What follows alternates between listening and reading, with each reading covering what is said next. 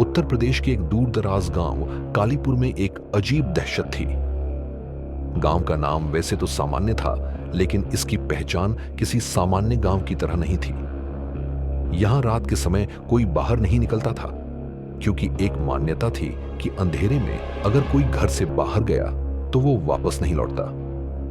कई दशकों से लोग इस मान्यता पर यकीन करते आए थे। शाम होते ही सभी अपने घरों के दरवाजे बंद कर लेते, खिड़कियों पर मोटे पर्दे डाल लेते और किसी भी कीमत पर बाहर जाने से बचते। गांव के बुजुर्ग कहते थे कि यह श्राप वर्षों पहले लगा था और तब से लेकर अब तक जिसने भी इसे तोड़ने की कोशिश की वो कभी वापस नहीं आया। लेकिन एक दिन यह मान्यता चुनौती बन गई। गांव में शहर से एक नया व्यक्ति आया, अजय। अजय एक खोजी पत्रकार था और उसे इस अंधविश्वास पर विश्वास नहीं था। वह गांव की सच्चाई को उजागर करना चाहता था। अजय ने गांव वालों से बात की, लेकिन सबने उसे सावधान रहने को कहा। बेटा, यह कोई कहानी नहीं है। हमने खुद अपनी आंखों से लोगों को गायब होते देखा है। बुजुर्ग रामलाल ने कहा, यह सब अंधविश्वास है। जब तक खुद न देखूं, मैं इस पर यकीन नहीं कर सकता। अजय ने जवाब दिया। अजय ने ठान लिया कि वह इस रहस्य से पर्दा उठाएगा। वह रात को बाहर जाने का फैसला कर चुका था।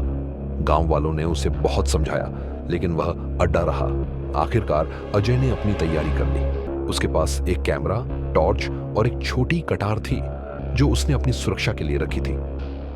रात के ठीक 12 बजे जब पूरा गांव सो रहा था, अजय ने अपना दरवाजा खोला और बाहर निकल पड़ा।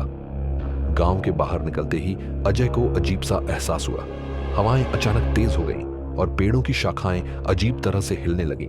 ऐसा लगा जैसे कोई पास ही खड़ा उसे देख रहा हो। अजय ने टॉर्च जलाई और इधर उधर देखने लगा, लेकिन चारों तरफ केवल अंधेरा था। तभी अचानक एक धीमी हंसी गूंजी। कौन है वहां? अजय ने जोर से पूछा। कोई जवाब नहीं आया, लेकिन हंसी गहरी और डरावनी होती गई। अजय ने धीरे धीरे आगे बढ़ना शुरू किया। तभी जमीन पर एक गहरा निशान दिखाई दिया। ऐसा लगा जैसे कोई चीज जमीन पर घिसटती हुई जा रही हो। उसका दिल जोर से धड़कने लगा। यह सब मेरा वहम है, उसने खुद को समझाया। लेकिन तभी उसकी टॉर्च की रोशनी एक पेड़ पर पड़ी और वहां जो उसने देखा, उसने उसके पैरों तले जमीन खिसका दी। पेड़ पर किसी की लाश टंगी हुई थी। वह पूरी तरह काली पड़ चुकी थी और उसकी आंखें खोखली हो चुकी थीं। अजय की सांसें तेज हो गईं। वह जैसे ही पीछे मुड़ा, एक अजीब परछाई उसके सामने खड़ी थी। वह परछाई धीरे धीरे आकार लेने लगी। अब वह एक औरत का रूप ले चुकी थी। कौन हो तुम? अजय ने हिम्मत जुटाकर पूछा। मैं वही हूं जो इस गांव से मिटा दी गई थी, एक कर्कश आवाज आई। अजय की रीढ़ में ठंडक दौड़ गई। तुम क्या चाहती हो? इंसाफ। तभी अचानक जमीन हिलने लगी। अजय के चारों तरफ अंधेरा गहरा होने लगा। उसके कानों में चीखें गूंजने लगी। अजय को लगा कि वह बेहोश होने वाला है, लेकिन उसने खुद को संभाला। कौन हो तुम? तुम्हें क्या हुआ था? मेरा नाम मोटा कार्डन चंद्रिका ललित था।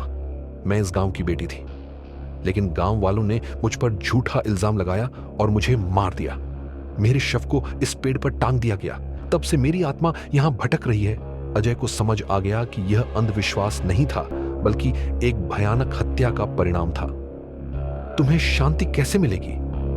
जब इस गांव के लोग अपने पाप कबूल करेंगे और मेरी आत्मा को मुक्ति देंगे।